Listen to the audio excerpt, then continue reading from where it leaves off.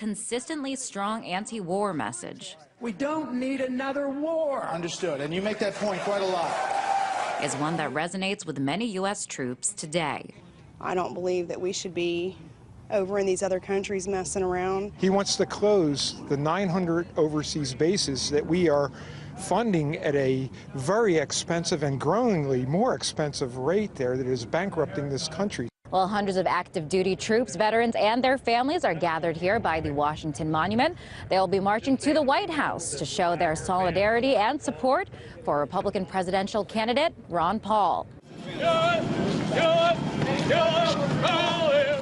Often ignored. But it deserved more than one mention on all the stations. Somebody went and added these all up. Thank you, so what's going on here? You're in this media business. How did Libertarian Ron Paul become the 13th floor in a hotel? When his message isn't being cut off. Well, I think it would be even more dangerous to start nitpicking wars with other countries. Someone like Iran, Israel is more than capable of. All right, we just lost our connection, unfortunately.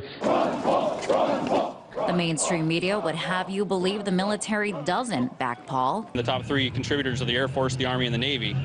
And, compare that to somebody like Mitt Romney, whose top donations are like Goldman Sachs. In fact, Paul gets far more campaign donations from members of the military than any other presidential candidate. Ron Paul seems to be the only person that's representing us instead of the defense contractors and bankers. The danger is really us overreacting, and we need a strong national defense, and we need to only go to war with a declaration of war and just carelessly flouting it and starting these wars so often. President! Oh! Sick of fighting seemingly never-ending wars overseas, these soldiers are ready for radical change, and the only hope for that, they say, is getting Paul into the White House.